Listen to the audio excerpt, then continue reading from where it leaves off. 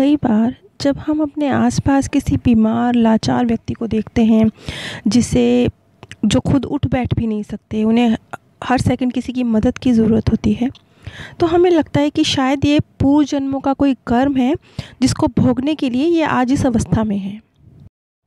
कुछ प्रतिशत मामलों में ये चीज़ सही है कि हाँ ऐसा है, लेकिन 100% मामलों में ये चीज़ सही नहीं है।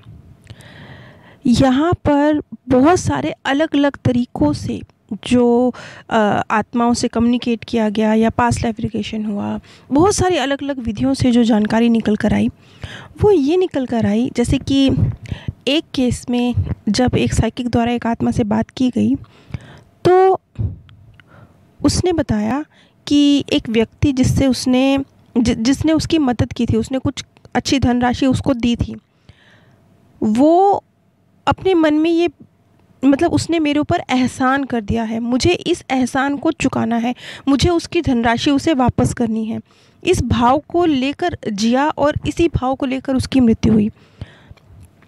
तो उसे रीबर्थ लेना पड़ा। सिर्फ एक जो जन्म उसका छोटा सा हुआ, बहुत जल्दी उसकी मृत्यु हो गई। उस छोटे से जन्म में उसका मकसद ही ये था कि वो जो इस भाव के साथ था कि उसने मेरे ऊपर तो एहसान कर दिया, मुझे उसने पैसे दे दिए, उसको रिटर्न करने के लिए उसे एक छोटा सा बर्थ लेना पड़ा। अगर वो एक एहसान वाली फीलिंग के अंदर नहीं होता, अगर वो ये मानता कि हाँ ठीक है, हम एक दूसरे की मदद करने के लिए ही हैं, कभी मैं किसी की मदद करूं, कभी कोई मेरी मदद करे, इसमें एहसान चढ़ा दिया या एहसान ले लिया ऐसा कुछ नहीं है, तो शायद उसे वो छोटा सा उसका जो बर्थ हुआ वो नहीं होता। ठीक इसी तरह से एक दूसरा केस था। उस केस में एक महिला जो कि बहुत इंडिपेंडेंट थी, जिसकी 3 बेटियां थीं, लेकिन अकेले ही अपने बूते पर उसने अपनी तीनों बेटियों का पालन पोषण किया, कभी किसी से कुछ नहीं लिया, हमेशा दिया।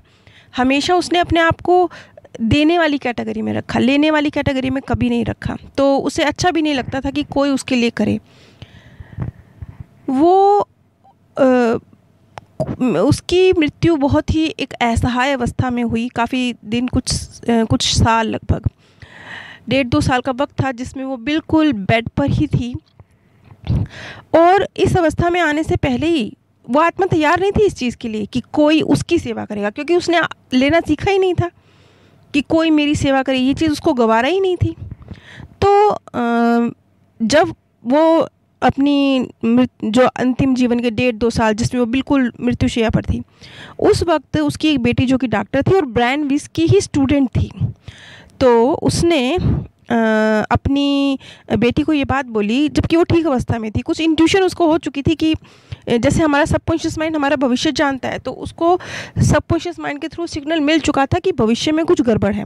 तो उसने अपनी बेटी को कहा कि बेटा, अगर मेरे साथ कभी कुछ ऐसा हो जाए ना कि मैं बिल्कुल हैंडीकैप हो जाऊँ, उठने बैठने चलने फिरने लायक ना रहूँ, तो मुझे तुम मौत का इंजेक्शन देकर मार डालियो, लेकिन मुझे ऐसी अवस्था में ज़िंदा मत रखियो। ये बात उसने अपनी बेटी से, जो कि डॉक्टर ब्रायन विस की स्टूडेंट थी, तब गई थी जब वो ठीक अवस्था में थी। इस बातचीत के कुछ महीनों बाद उसकी तबीयत बहुत ज़्यादा ख़राब हो गई माताजी की, और वो बिल्कुल बेड रिटर्न हो गई और पूरी तरह से दूसरे की सहायता पर निर्भर हो गई। खैर, उनकी बेटी ने ऐसा कोई कदम नहीं उठाया। उनकी माता ने कहा था कि मुझे मौत का इंजेक्शन दे देना, लेकिन उनकी बेटी ने ऐसा कोई स्टेप नहीं उठाया। क्यों नहीं उठाया? क्योंकि उनकी बेटी कहती है मेरे अंदर इतनी हिम्मत ही नहीं थी कि मैं अपनी माँ को खुद मार सकूं, बल्कि वो हर वक्त अपने परमात्मा से शिकायत करती थी कि क्या किया एक ऐसी औरत जो कितनी इंडिपेंडेंट थी, जो एक पानी का गिलास भी किसी के हाथ से लेना गवारा नहीं करती थी, आपने उसके साथ ऐसा किया। तो हमेशा वो कहती है, मैं हमेशा कोसती थी भगवान को कि भगवान तूने ये क्या किया, इससे अच्छा तो तू मेरी माँ को मौत दे देता, वो किसी से कुछ ले नहीं सकती और तूने उसको इस कैटेगरी में डाल दिया कि वो अब हर चीज़ के लिए सहारा मांगती है। तो जो उस महिला को, ब्रायन विस की स्टूडेंट थी, वो डॉक्टर थी, उनको जो मैसेज मिला अपने मार्गदर्शक से वो ये मिला कि देखिए सिमिलैरिटी देखिए, मैं आपको ये 2-3 अलग अलग केस बता रही हूँ, लेकिन इन 2-3 अलग अलग केसेस में आप एक निचोड़ निकल कर हाथ में आता है। हम उस निचोड़ तक पहुँचेंगे क्योंकि हमारा मकसद ही ये है ना कि हम सत्य घटनाओं पर रिसर्च करें और फिर उनसे नतीजा निकालें, तो अब हम एक नतीजे पर पहुँचेंगे। तो उनको उनके मार्गदर्शक से ये सिग्नल मिला कि आपकी जो माताजी हैं उन्होंने कभी भी, शायद कई जन्मों से उन्होंने किसी से कुछ लेना नहीं सीखा था, देना ही देना सीखा था। वो लेने को एहसान मानती थी। लेने के लिए उनके मन में बहुत मतलब क्या कहेंगे, कटु भावनाएं थी कि नहीं, मैं लेने वालों में कैसे हो सकती हूँ, मैं देने वालों में हो सकती हूँ। उसको बहुत ज़्यादा इस चीज़ का था। तो उसके मार्गदर्शक द्वारा उनकी बेटी को जो हर पल ये दुआ करती थी कि ऐसी अवस्था में तो मेरी माँ को ना लाते, भगवान चाहे मार ही डालते। उनको ये मैसेज मिला कि आपकी माताजी जो ये वक्त गुजार रही हैं, छोटा सा वक्त गुजारा उन्होंने, लगभग 1.5 या 2 साल का वक्त बिस्तर पर गुजारा, वो इसलिए गुजार रही हैं, इससे वो सीखेंगी लेना, सिर्फ देना नहीं, लेना भी। सेवा सिर्फ दी नहीं जाती, सेवा ली भी जाती है। वो ये चीज़ सीखेंगी। ये सीखने के लिए ये जो छोटा सा पीरियड है ना, अभी बहुत छोटा पीरियड है, ये सिर्फ आखिरी के उनके जीवन के 1.5-2 साल हैं जिसमें वो ये लेसन सीख कर अपना ये जीवन चक्र का एक लेसन सीख कर इससे रुखसत हो जाएंगी। और अगर ये नहीं हो, मान लो वो स्वस्थ रहती और स्वस्थ रहकर इस दुनिया से चली जाती और वो बेड पर कभी होती ही ना, किसी की सेवा उनको लेनी ही ना पड़ती, तो हमारी नज़र से देखिए, अगर दुनियावी नज़र से देखिए तो हम क्या बोलेंगे?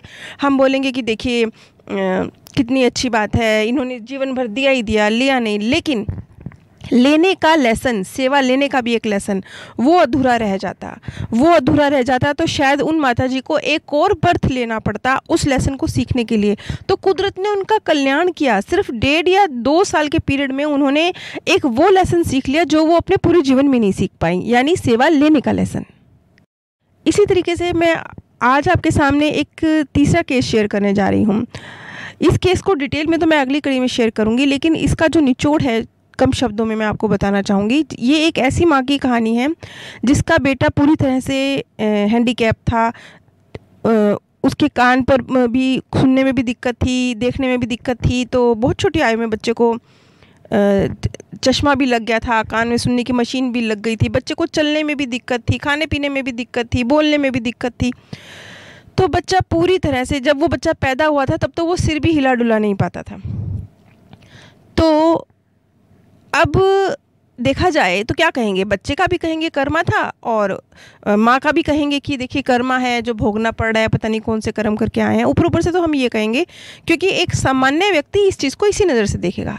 लेकिन ये चीज़ हकीकत में बहुत डीप थी, क्योंकि जब उस महिला ने अपना पास्ट देखा तो उसे पता चला कि पास्ट में भी यही बेटा उसका बेटा था और लगभग बहुत छोटा था, वो बहुत मासूम था, 3-4 साल का बच्चा था। उस वक्त एक हादसा हुआ था, एक बग्गी के नीचे आकर वो दबकर बिल्कुल मरण, उसकी मृत्यु ही इस प्रकार हुई थी, मरण सरण अवस्था में था, घायल, ज़बरदस्त घायल। तो जो उसकी माताजी थी, आसपास बहुत सारी भीड़ थी। तो जैसे ही उसकी माताजी ने बग्गी से उस बच्चे को सीने से लगाया तो भीड़ ने भला करने के लिए, भीड़ चाहती थी बच्चे का इलाज हो जाए, तो उस माता के हाथ से बच्चे को छीना, माँ के हाथ से छीना, उसे हॉस्पिटल ले गए। और हॉस्पिटल में भी क्या हुआ, बहुत सारे, वो तो खैर मददगार लोग थे, उनकी भीड़ थी। लेकिन अब माँ को, वो बच्चा मृत्यु की अवस्था में है, वो उसकी मृत्यु हो रही है, वहाँ वो अकेला मृत्यु में है, अजनबियों के बीच में। वो माँ चाहता है, क्यों, मासूम बच्चा है 3-4 साल का, उसे माँ की ज़रूरत है। तो माँ भीड़ को चीख कर ये नहीं कह पा रही कि हटो पीछे, वो मेरा बच्चा है, उसे मेरी ज़रूरत है, मैं माँ हूँ उसकी, वो ये नहीं कह पा रही। और भीड़ एक माँ को ही पीछे धकेलती जा रही है और बच्चा आगे अजनबियों की गोद में मृत्यु को प्राप्त हो जाता है। अब इस केस में क्या चीज़ निकल कर आई? इस केस में ये निकल के आई कि उस महिला में क्षमता ही नहीं थी स्टैंड लेने की, खड़े होने की, यहाँ तक कि अपने बच्चे के लिए भी उसने स्टैंड नहीं ले पाई कि हटो पीछे, उसको मेरी ज़रूरत है, वो मरे तो माँ की गोद में मरे ना, अजनबियों की गोद में तो ना मरे, ये भी वो नहीं कह सकी। तो किस तरीके से, क्योंकि फिर आगे और बहुत कुछ जुड़ता है, किस तरीके से वो बच्चा उनके जीवन में आया, न सिर्फ उनके अंदर इतनी हिम्मत आई कि वो अपने लिए स्टैंड लें, बच्चे के लिए स्टैंड लें, बल्कि अपने बच्चे को जब उन्होंने इस अवस्था में देखा तो किस तरीके से उन्होंने एक संस्था की शुरुआत करी जो इस तरह के पता नहीं कितने बच्चे हैं जिनकी मदद करती है। और उसके बाद जो सबसे जो खास बात निकल के आती है, ब्रायन वीज ने एक बात बोली जो बहुत शानदार है। वो ये बात बोलते हैं कि यूं ही जो उनके आजू बाजू लोग थे इतने सारे, जब ये सेशन हुआ तो और भी बहुत सारे लोग मौजूद थे, शायद सामूहिक सेशन रहा होगा, तो वो भी ऐसे ही मौजूद नहीं थे। उनका भी उस वक्त वहाँ मौजूद होने का कुछ ना कुछ वजह थी। तो उसमें से बहुत सारे लोग थे जिन्होंने उस महिला को, जो संस्था वो बच्चों की मदद के लिए कर रही थी, उसके लिए हेल्प करी उन्हें, और रेगुलरली उन्हें चंदे देते रहे ताकि वो संस्था जो बच्चों की हेल्प कर रही है वो कंटिन्यू काम करती रहे।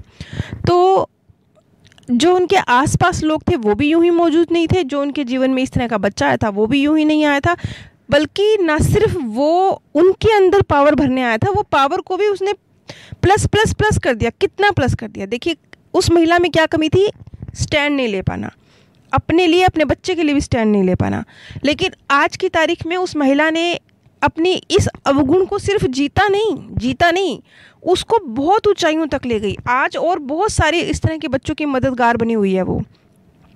तो आप ये देखिए कि वो बच्चा उसकी लाइफ में ये क्या था, इसे आप क्या बोलेंगे? क्या आप ये बोलेंगे कि वो पास्ट बैड कर्मा था इसलिए बच्चा आया? नहीं, वो उसको बहुत कुछ सिखा के गया वो बच्चा, बहुत कुछ, बहुत उसको वो बच्चा खुद एक विकसित स्तर की आत्मा था। अब ये केस क्या है, इसका डिटेल पे जिक्र तो मैं अगली कड़ी में करूँगी। इसका लिंक मैं नीचे डिस्क्रिप्शन बॉक्स में आप लोगों के साथ शेयर करूँगी। तो यहाँ पर मैं कम शब्दों में सिर्फ इतना कहना चाह रही हूँ कि कई बार ऊपर से जो परिस्थितियाँ आपको पास्ट के, क्योंकि आम इंसान की समझ इतनी दूर नहीं जाती, उसे लगता है कि अच्छा कुछ गलत हुआ मतलब पास्ट का बैड कर्मा। वो ये नहीं देखते कि इस बैड कर्मा के अंदर से वो कितने प्रतिशत कर्म है और कितने प्रतिशत उस सोल को आगे बढ़ाकर जा रही है वो घटना। इसीलिए तो कहते हैं कि कुदरत की प्लानिंग आपसे कहीं ज़्यादा बेहतर है। जहाँ आप सोच नहीं सकते वहाँ कुदरत की प्लानिंग जाती है। तो अब आपकी लाइफ में भी जो भी दिक्कतें आती हैं उसे सिर्फ इस नज़र से मत देखिए कि ये मेरे पास्ट का एक बैड कर्मा है जो मेरे सामने आ गया। नहीं, आप ये भी देखिए कि क्या सिखा कर गई है वो सिचुएशन आपको। यकीन मानिए वो बहुत कुछ सिखा के गई होगी, वो सिखा कर गई होगी जो आप नॉर्मली नहीं सीख सकते थे। वो एक कहावत है ना कि आपकी जीत आपको जितना नहीं सिखाती है उससे ज़्यादा आपकी हार आपको सिखाती है।